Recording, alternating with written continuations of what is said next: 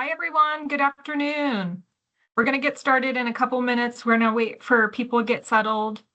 But just as a courtesy reminder, this is being recorded and the chat function is open. So if you have any questions or comments, feel free to use the chat. But we'll get started here in just a minute. Thank you.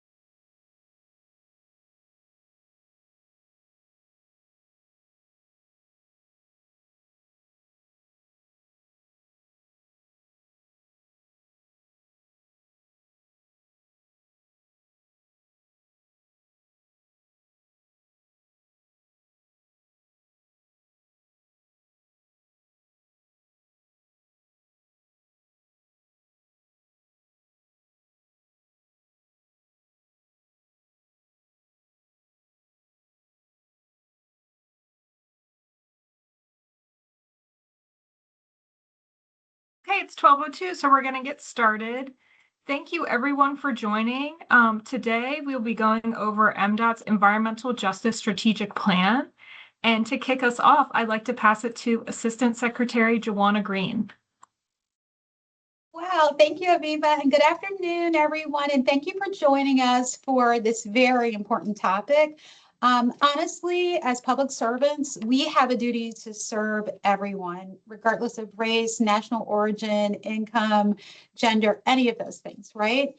And as the transportation sector is the leading source of greenhouse emissions in Maryland, we also have a duty to make sure we're doing our part rather to keep our neighborhoods healthy and safe.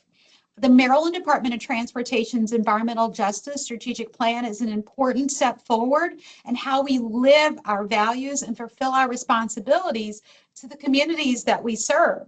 And MDOT is committed to advancing environmental justice as we carry out our mission to be customer-driven leaders that deliver safe, sustainable, intelligent, exceptional, and inclusive transportation solutions in order to connect our customers to life's greatest opportunities, right?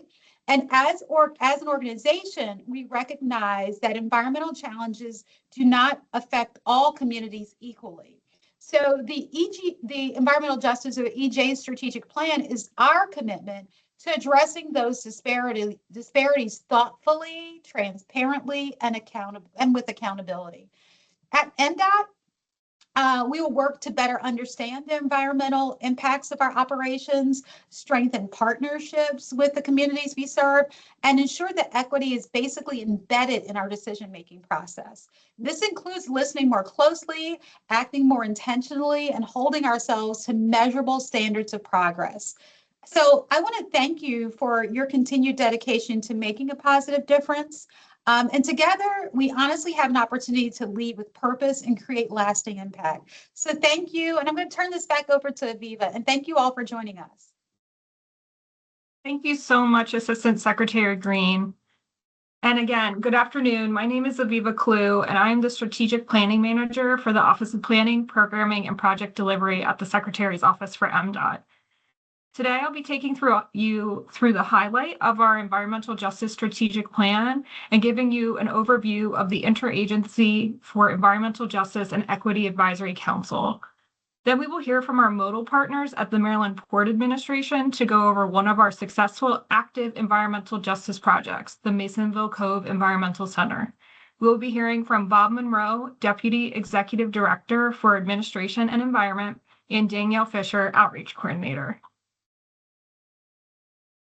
Before we get started, I wanted to define what environmental justice, or EJ, means, as you will be hearing this term many times throughout this presentation.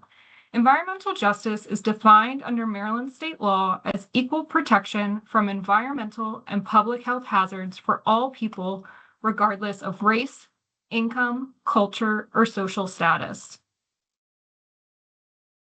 This definition was crafted under the leadership of the Moore-Miller administration and the Maryland Department of the Environment. Also under this leadership, the Voice Executive Order was signed in July of 2025 to establish a more unified approach to promoting environmental justice in Maryland. This executive order establishes the Interagency for Environmental Justice and Equity Advisory Council, made up of state agencies charged with taking a unified statewide approach to advancing environmental justice. Under the guidance of MDE, this council was also charged to develop a strategic plan for environmental justice for our respective departments. And again, we are here to showcase MDOT's draft environmental justice strategic plan. But before we get into the details of the plan, I wanted to give you a brief overview of MDOT. MDOT is a large organization. We are comprised of 5 modal administrations and 1 authority. These include the Maryland Aviation Administration, the Maryland Port Administration, the Maryland Transit Administration, the Motor Vehicle Administration, the State Highway Administration, and the Maryland Transportation Authority. MDOT also has a headquarters, which we refer to as the Secretary's Office. All of these administrations and authority have their specialties and distinct visions, but we are all guided by MDOT's mission statement that we just heard from Assistant Secretary Green. But I would like to emphasize again, MDOT is a customer-driven leader that delivers safe, sustainable, intelligent, exceptional, and inclusive transportation solutions in order to connect our customers to life's opportunities. As we developed our EJ plan, we reflected heavily on this mission, and we decided to prepare a plan that not only coordinated with, but considered all of our modes. So building upon that, we crafted an EJ vision statement that MDOT is committed to ensuring the equitable development and inclusive delivery of public transportation products, services, and solutions to all stakeholders. This vision is supported by 4 goals and 34 objectives. So for this strategic plan, objectives are characterized by short-term initiatives that will take less than 2 years to complete, or medium-term initiatives that will take about 2 to 5 years to complete, and long-term initiatives that will take about 5 years or longer. Since this is a strategic plan, there is an intention that it will be updated on a regular basis, and the Maryland Department of the Environment has set the horizon for 2 years. So the majority of objectives in this first environmental justice strategic plan will focus on the short-term horizon. So today we really want to dive into these goals and objectives. Goal 1 is to promote outcome-based and community uplifting projects. This goal is supported by 3 short-term objectives. So again, in that 0 to 2 year time frame, which includes managing the MDOT Urban Tree Grant Program in partnership with the Department of Natural Resources Forest Service, reducing emissions from the Port of Baltimore activities, and supporting MDOT's partnership with DNR's Tree Vendus Maryland program. Medium-term initiatives, again, 2 to 5 years, include increasing adaptation strategies like reducing the total maximum daily loads to prevent negative impacts from climate-related events, supporting equitable and inclusive transit-oriented development at state-designated TOD sites, and 1 long-term initiative. Again, this is a 5-year or longer horizon, which is to identify community enhancement projects through the dredge material management program committees and diverse stakeholder processes as part of MPA's long-term planning efforts. Goal 2 is to foster meaningful engagement with MDOT's diverse communities and stakeholders beyond traditional opportunities, especially in overburdened and underserved communities. This goal is supported by 4 short-term objectives, including building strong, transparent, and collaborative relationships with Maryland residents, businesses, stakeholders, youth and partner organizations to increase public awareness of aviation programs, airport operations, safety initiatives, and economic opportunities while addressing community needs. It also includes strengthening and building partnerships with agencies and businesses around MDTA facilities, utilizing the MVA mobile bus to deliver services in communities that may not be able to access MVA branches, and partnering with and building relationships with the Turner Station community as they recover from the impacts of the Francis Scott Key Bridge collapse.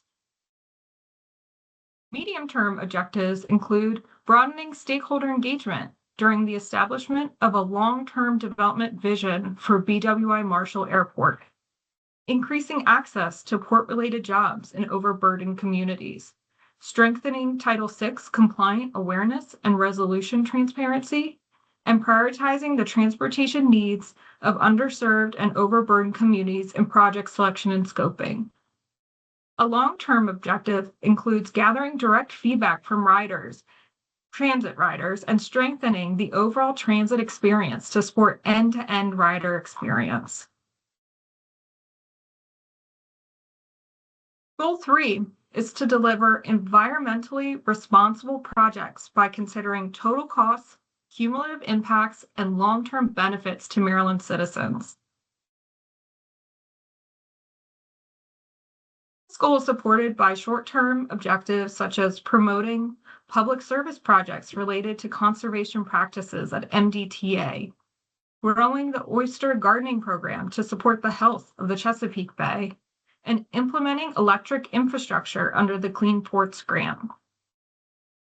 Medium-term objectives include creating an evaluation process for MVA projects, deploying zero-emission equipment under the Clean Ports Grant, and facilitating and supporting use of funding to reduce greenhouse gas emissions and enhance the resilience of the transportation network. Long-term initiatives include employing resource protection and conservation practices in project development, construction, operation, and maintenance of transportation assets, and also to include protecting natural resources within the communities surrounding BWI Marshall and Martin State airports. The fourth and final goal that we have drafted in our strategic plan is to identify and leverage resources to develop and implement outreach adaptation and mitigation strategies that improve environmental health outcomes, particularly for overburdened communities. This goal is supported by short-term objectives, including mitigating the effects of aircraft noise on impacted residential properties neighboring BWI Marshall Airport, supporting community-requested transportation improvement projects within communities impacted by BWI Marshall Airport operations, facilitating and supporting pursuits for funding for EJ community improvement projects, and tracking complete street capital investments in Maryland's communities. It also includes leveraging policy mechanisms and state resources to promote equitable EV adoption and charging access in low and moderate income and overburdened communities. Medium-term objectives include facilitating and supporting pursuits for community improvement projects, integrating MPA strategic planning documents for alignment of all environmental justice efforts, and replacing traditional diesel buses with electric, hybrid, and clean diesel vehicles. And a long-term objective is to leverage state resources to mitigate environmental health outcomes for MVA services. So running through all those, I know it was a lot of our goals and our objectives, but MDOT together, we have put together a plan that has a clear vision with achievable goals and measurable objectives to help us advance our environmental justice efforts across the department. As we were pulling this together, we were pulling from existing policy, plans, and programs that we have been doing this great environmental justice work throughout our organization. So one of the things that we wanted to include was not just the goals and the objectives, but we wanted to create a way that captures this long history of providing engagement and again those specific programs that uplift our environmental justice goals. So we decided to add in this strategic planning crosswalk that highlights our engagement activities. They can be summarized into 5 key areas. We have community-based engagement, accessible resources and services, multilingual outreach and service and resources, discounted services for marginalized populations, and mitigation programs for impacted communities. Each mode has their unique involvement, but overall the collective effort reflects MDOT's expansive commitment to equitable engagement. For example, all modes participate in activities related to community-based engagement, accessible resources and services, and then the multilingual outreach. But some modal-specific examples include how MAA, MTA, MVA, and TSO, I know there's a lot of acronyms, but the Maryland Aviation Administration, the Maryland Transit Administration, the Motor Vehicle Administration, and the Secretary's Office, we all show activity across several categories, including community engagement, accessibility, and multilingual support. We have truly what feels like endless programs, but some of the ones I want to highlight are MAA's Sunflower Program for hidden disabilities to support BWI's customers with non-visible disabilities, MVA's Mobile Bus Unit to reach customers who do not have access to a branch, and TSO's consideration of overburdened and underserved communities for transportation projects within our 6-year capital program. The Maryland Transit Authority, the Maryland Port Administration, and the State Highway Administration also contribute to our larger engagement efforts through a combination of accessible services, multilingual resources, and mitigation initiatives. So some specific examples include MDTA's hybrid meetings for the outreach of the Francis Scott Key Bridge rebuild to meet people where they are, MPA's Clean Ports Grant that will significantly accelerate air pollutant and greenhouse gas emission reductions at MPA's terminals to promote energy resiliency, to reduce pollution-related impacts to port adjacent communities. And all of this is through the deployment of 220 pieces of zero emissions cargo handling equipment. So this will also go towards the larger comprehensive plan for the community agreement, really bringing in those community members. And SHA's development of multilingual digital engagement tools for public meetings related to transportation studies and projects. All of these engagement efforts and these tools that we are using are engaged into our programs. And so one part of our plan is we also wanted to list these great resources. This list is extensive, but is not exhaustive of the various activities that we are doing from a programmatic level here at MDOT to advance our environmental justice goals. But as you can see, we're pulling from these historical programs, whether they have been in existence for 20 years or maybe they just started, but they all have these themes of having the strong community engagement, strong reporting, and making sure that the programs have a positive output on our transportation system and our communities. These engagement-related practices and our community-oriented actions, as well as these programs, are always growing, they're always changing and evolving because we want to meet the changing needs of our communities. There are a lot of things that we cannot anticipate, and then there's some that we can, and we have been very agile, tactile, and responsive to our community needs. So providing flexible support to our impacted communities through these best practices has also supported MDOT's overall environmental justice goals within our larger program. We wanted to make sure that we use those metrics that I've said with the objectives. Within the objectives for the strategic plan, we will have key performance measures that help track these programs, help track these policies, to making sure that MDOT, again, is upholding and advancing our environmental justice goals and making sure that we are achieving our mission. So now I'd like to pass it over to our friends at the Maryland Port Administration, and they will highlight an EJ in Action project. So I will pass it to Bob first. Thank you. And just one housekeeping, we'll do questions at the end, but please, if you have any questions, please put them in the chat. Thank you. Thanks, Bob. Thanks, Aviva. Good afternoon, everybody. It's a pleasure to be here. My name is Bob Monroe. For you who don't know me, I am the Deputy Executive Director at MPA for Environment. I also have the distinct pleasure of having the Navigation, Innovation, and Stewardship Department report to me. And today you are going to hear a little bit about one of what we call NIST, Navigation, Innovation, and Stewardship's primary EJ projects, the Masonville Cove.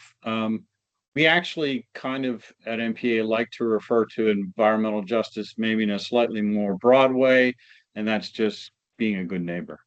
So for those of you who don't know it, one of the really important needs of the Port of Baltimore is dredging, and there is a state law that has put together a rather elaborate committee structure of citizens, regulators, community groups, scientists, and basically this committee structure is the goal is to create a dredge material management program that is rigorously evaluated by a broad cross-section of people, and then also will build a sustainable port that protects our environment and enhances our neighboring communities. So just by way of table setting on Masonville Cove, for many, many years, the picture that you see there of the cove, Masonville was basically a dumping ground for garbage and tires and all kind of trash. Actually, the Great Fire of 1904 in Baltimore, all of the trash went there. In addition, off to the right where you see those cars, there used to be shipbreaking activities. And so in the 1990s, MPA bought the property. We put it into a voluntary cleanup program, and we basically built the Masonville terminals, which now provide automobile cargo handling facilities to some of the largest car companies in the world. More importantly, though, in 2007, we decided to clean up the Masonville Cove. And in the process of doing that, we went to the Brooklyn and Curtis Bay communities, which are adjacent to this Masonville Cove. And we explained to them the need to build the dredge material management facility that was to the right of the cove. We needed that to preserve good paying jobs, but we also invited the communities to play an active role in the planning of this site. And during this dialogue we had with the communities, they basically asked us for something that they hadn't had for many decades, which was water access to the Patapsco, a fishing pier, boat launch for non-motorized boats, and an environmental education center. Based on these conversations, we formed a Masonville Cove partnership with Living Classrooms, the Baltimore Aquarium, and the U.S. Fish and Wildlife Service. We continued our dialogue with these communities and developed and implemented a plan that has beautified one of the most contaminated areas in Baltimore City. Masonville, as you will hear in Danielle's presentation, now serves as a model for environmental restoration and community engagement. In fact, Masonville Cove was the first place in the United States to be designated as an urban wildlife refuge partnership. I'm going to cut my comments off quickly here so that you all have some time to ask questions. But in conclusion, we at MPA understand that in order to build a sustainable future for the dredge material management program, we need to work closely with the community groups and other diverse stakeholders, plan for and design and implement dredge material activities that, one, protect the environment and Maryland's natural resources, two, create opportunities to experience the wonders of Maryland's natural resources, three, generate educational and outreach opportunities for our youth and communities, and lastly, to ensure that some of the more vulnerable communities do not bear disproportionate impacts associated with port activities. So with that table set, I will turn it over to Danielle, who will give you a much more in-depth look at the Cove. Over to you. Thanks, Bob. Thanks, Bob. Good afternoon, everyone. Again, my name is Danielle Fisher. I'm the Outreach Coordinator with the Office of Navigation, Innovation, and Stewardship here at the Maryland Port Administration. And to Bob's point, Masonville, which was once abandoned and forgotten, used as a dumping ground, now stands as a living, thriving example of how we engage some of the most vulnerable communities. Managed through a powerhouse partnership, Masonville is home to over 50 acres of restored land, over 70 acres of restored shoreline, which the community now has access to for free. We offer fishing piers, hiking trails, our environmental education center, which offers a ton of free environmental education programmings. We always say that we serve K through Gray at our center. And we are also the home of Baltimore's first known pair of nesting bald eagles, which I believe is a testament to the habitat restoration that has happened on campus. Next slide. And we could actually skip one because I touched on this one. One more, Viva. Thank you. So taking a look at some of the projects that we have at Masonville Cove, we opened our doors in 2009 after restoring the property, which is a major accomplishment, but the work did not stop there. Continued engagement and equity are key components of what we do. And something we've learned at MPA is that creative partnerships lead to creative solutions and some of the best outcomes. So expanding beyond the Masonville Cove partnership that Bob mentioned, the Maryland Port Administration, we partnered with the Links Incorporated, which is an international volunteer service organization of more than 17,000 professional women of African descent, to create the Masonville. Oh, I'm sorry, Viva, can you go back one more? To create the Masonville Cove Links Wild STEM internship. This internship is paid and exposes college students from a variety of majors to conservation-centered careers. We focus recruitment at historically Black colleges and universities, and over the last 5 years, we've been able to host 20 students from schools including Bowie State University, Coppin State University, and Morgan State University, just to name a few. By transforming Masonville Cove into a pathway for opportunity and connecting underrepresented students to conservation careers, the Masonville Cove Links Wild STEM internship is actively fostering meaningful engagement with communities that may have traditionally been left out of the conservation space. Next slide. While the internship creates pathways and access through youth, physical access to the site does remain a barrier. Masonville is nestled between industry along a fairly busy Frankfurt Avenue, which does lack pedestrian walkways. And as a result, safe access to the campus is limited to those who have vehicles. So if you remember the first picture, you can kind of see the Mercedes-Benz parking lot. On the other side of campus, we have a cement company that operates there. So recognizing this early on, we planned for the Masonville Cove Connector, which is a shared use path that will create safe and equitable access to campus while also connecting Masonville into a larger trail system. So the connector will ultimately connect into the planned Baybrook connector, which will connect into the Gwynns Falls Trail. It was very important that the connector balanced the needs of a variety of stakeholders, which included community residents, local businesses that could be impacted by the connector, industry partners who utilize the roadway and rely on the port, as well as other potential users of the pathway. To address this need for balancing our stakeholders, we conducted 2 focused open houses, both in South Baltimore.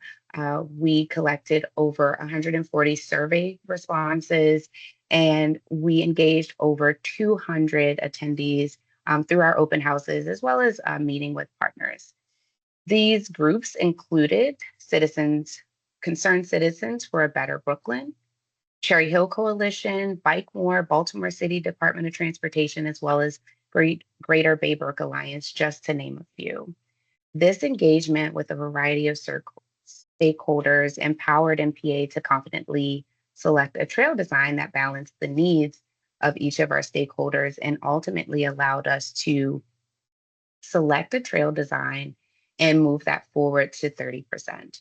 And as more and more research comes out around the benefits of access to nature and green spaces on our health, the Masonville Cove Connector allows MPA to leverage an invaluable resource to those who need it most. Next slide. Thinking of environmental justice at a programmatic level, we at MPA continue to work with partners to foster relationships that extend beyond the port. Black Birders Week aims to celebrate and honor Black birders and increase representation in outdoor spaces. And we thought, what better place to uplift that mission than Masonville Cove, with one of the longest running known urban bird banding stations and over 272 bird species found on campus. Masonville continues to attract birders from across the nation. Yet many Black and brown birders, many of whom can be found right here in Maryland, in our backyard, our neighbors, remain unaware of the site.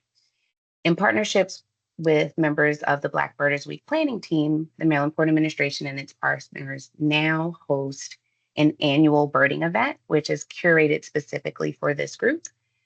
It is in its third year, and Masonville Cove's Black Birders Week intentionally engages Black and brown birders not only on birding, but on the importance of the port and balancing industry and environment. And we do that in a space that they find value. Next slide. So at this point, hopefully you're seeing the connection between meaningful engagement and intentional partnerships around this work. In order to successfully meet our goals for being a good neighbor, it does require collaboration and creativity. And one example of that is the Friends of Masonville Cove. So recently, in order to expand capacity and the continuity of the work happening at Masonville, the Maryland Port Administration invested in the formation of the Friends Group, which is a first of its kind volunteer-based nonprofit group that focuses solely on Masonville Cove and fostering a stronger relationship with our neighbors in South Baltimore. And it does this by amplifying the community voice. We worked with our friends at Hartmiller Island, which is another one of our dredge material management program projects, a former dredge material containment facility, to secure a grant for $200,000 to fund salaries for Friends coordinators. So to fund 2 positions for coordinators to focus on the work and the environmental justice work that's happening at the campus in an effort to expand our capacity to do this work. We partnered with the founder of the Friends Group at Hartmiller Island, who also happens to be the chair of our Hartmiller Island Citizens Oversight Committee, to obtain that grant. And to date, the Friends of Masonville Cove have led beautification projects on campus. They've also led the gathering of feedback to inform the subjects and the designs of interpretive signage that you can find on campus today. They've made their mark on campus very early on and have brought in a much needed community-centered voice. The board of directors for this group intentionally centers 2 South Baltimore residents, as well as a former U.S. Fish and Wildlife Service employee who previously created community-based program on campus and has an invested interest. The potential impact of this group extends far beyond the Maryland Port Administration, and by achieving federal 501c3 nonprofit status, the Friends are able to serve as a fiscal sponsor, funding community-based engagement work and projects both on and off-site. They're able to fill gaps as well as expand the impact of Masonville's work. Ultimately, each of the examples that I've shared are rooted in environmental justice and birthed out of creativity, which exemplifies government and community collaboration. It's a balance of what must be done and what should be done to ensure that benefits of projects like these reach all. Thank you. I'll pass it back to you, Aviva. Thank you so much, Danielle, and thank you, Bob. That was a great example of one of our EJ in action projects and programs that we've included in our plan. And so kind of what's next for our draft environmental justice plan, where we're going to firm it up and we want any feedback that we can. We've been doing this in close coordination with our modal partners to making sure that we are capturing, again, all those unique EJ efforts that we're doing across MDOT.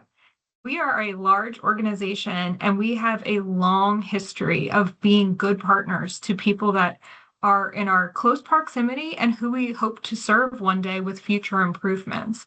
And so as part of this outreach effort too, we have had a long-standing environmental justice webpage, but we did a major overhaul. We want to include new resources. Eventually we'll have a link to the plan, and we want to just make sure that we are staying up to date with the resources that anyone can come find on our MDOT web pages. We also have a dedicated environmental justice email address.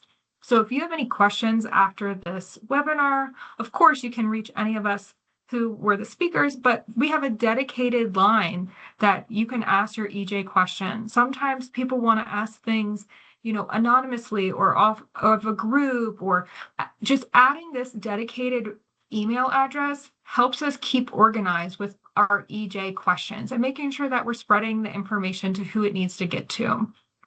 And of course, we have dedicated web pages for our programs and a lot of our projects. So 2 examples, like Danielle and Bob mentioned, were the dredge materials management program and Masonville Cove. So you can see that there are dedicated web pages, dedicated emails, and dedicated resources. So through this effort, we've tried to tie everything up into one neat package with this EJ plan. We want to have an aggressive schedule of having, for the majority, that 2-year horizon with, a longer term option as well, because this is still a planning document, but we wanted a document that can evolve. It really is more so to represent our organization. So it is a EJ plan for MDOT versus MDOT's best practices for locals. It's not a practical guide for our on-the-ground users, but because we have so many projects that are on the ground, we become those users, we become those customers. And so having this comprehensive yet strategic approach, we think will have success. Per the requirements of the Voice Executive Order, we have to submit this environmental justice plan to Maryland Department of the Environment in just a few weeks next month. And so over the next month, we would love to gather any feedback you may have as we are collecting information. Please email us at this website, check out our website, send us an email, and please provide any comments. Now we want to transition to the Q&A portion, but we want to just thank you for either being a participant in the development of this plan, a customer of MDOT, or just someone who has a vested interest in environmental justice like we do.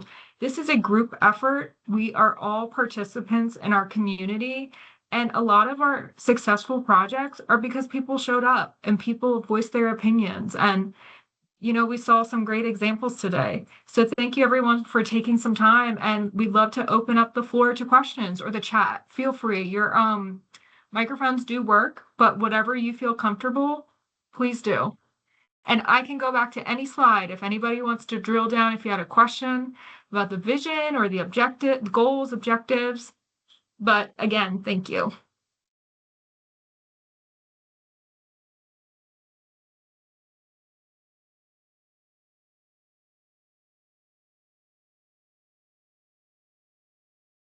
Yes, Bill? Hey there, Aviva. Just a quick Hi, Bill. question. When do you expect that draft plan to be up on the website? Because I'm wondering if I should wait until I see that and provide comment, or comment on the slides that you had. Whichever you prefer. We can also send it to you directly. Awesome, that'd be great. Yeah. Because this isn't a federally funded project that most of us are familiar with, where there's a dedicated, say there's a strict NEPA process. we are doing a collaborative effort with the Maryland Department of the Environment, and again, through that Interagency Environmental Justice Council. So we're kind of working through these different state agencies to have the public outreach portion of this plan. So we have a lot of flexibility, and we're pulling from those best practices of our existing programs and projects. So we have some time and we have some flexibility, so we can send it directly, we can send these slides, whatever works for you and your team. And these slides, since this webinar is being recorded, we will also put the slides on the website as well. So we'll put the recording, the slides, and hopefully the plan. Oh, within a couple days.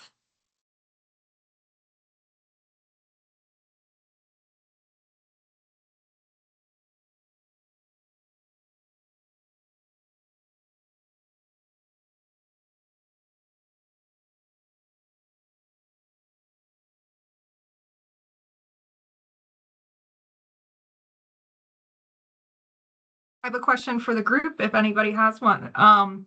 Is anyone else working on an environmental justice strategic plan? We know that other local jurisdictions are working on them. I can see a couple of our state agency partners. I know that they're working on theirs.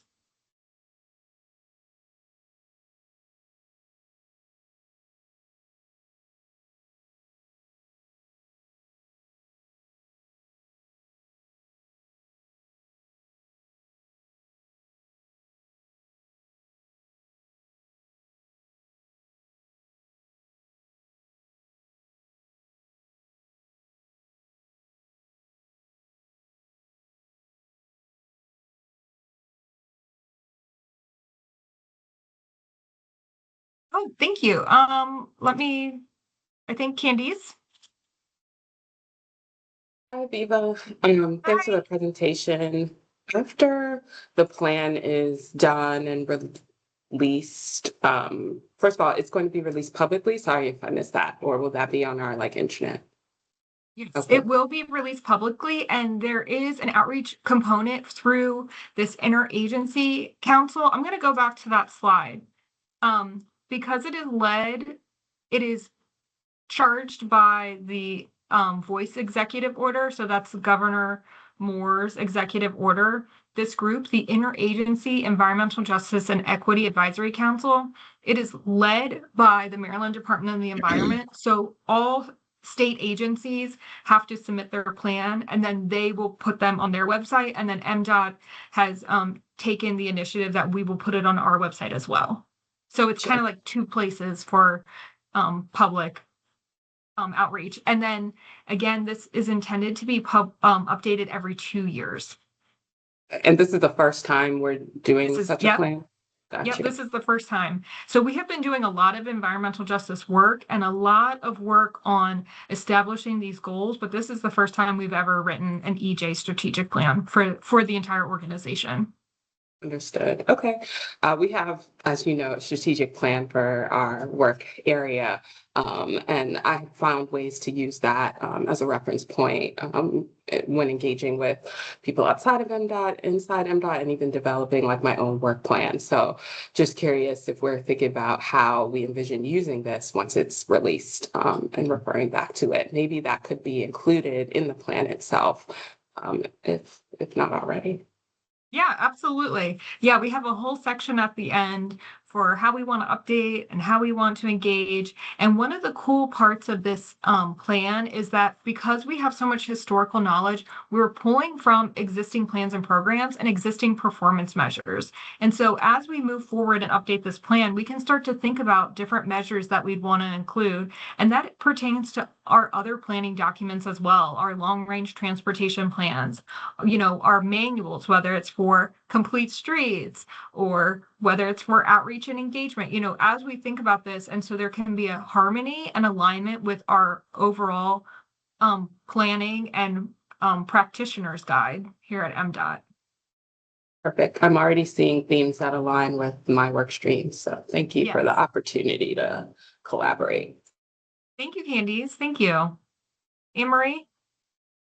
Is there any legislatively required reporting for this? And I assume that you'll maybe want to do some data collection for like reporting out of how we've achieved goals when the next Yes. report comes out in 2 years? Yes, absolutely. So there is an annual report that this interagency council puts together, and there are different metrics that were established in the executive order and then in the strategic plan.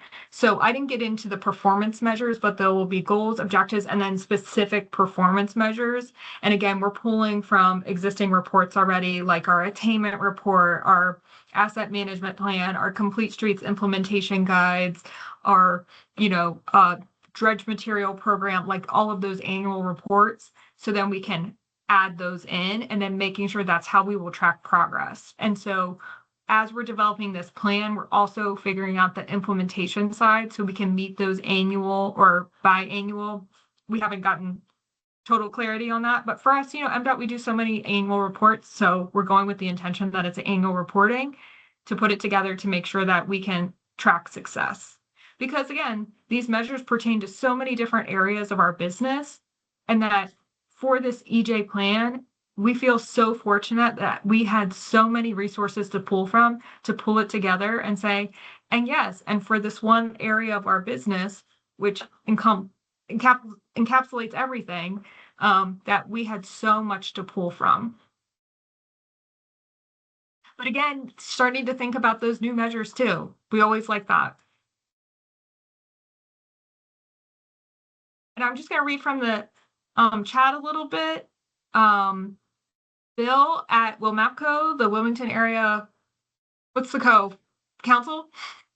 The MPO, they just did their mobility report with their transportation justice plan. And Maggie at Maryland Department of Planning, they are working on their environmental justice strategic plan as well. And MDP is one of the named agencies for this council. It's been a really great group. It's been very collaborative, and it's been interesting to see how different agencies have interpreted the executive order and how we have to put together our strategic plans, and just learning about the history, how across Maryland agencies, we have all been putting in the good work, and we're excited to showcase them in the EJ plans.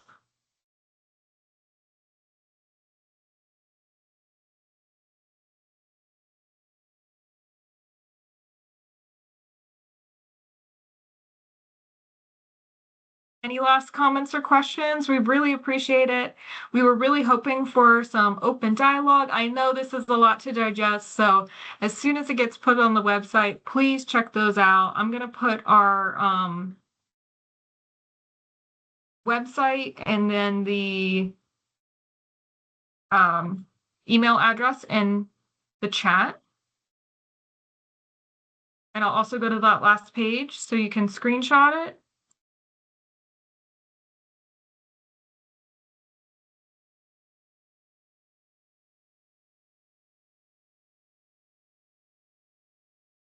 But any last questions? We're happy to answer them. And as always, you can contact us anytime, and we'd love to chat about this. If you want to do a one-on-one, we're open for that as well.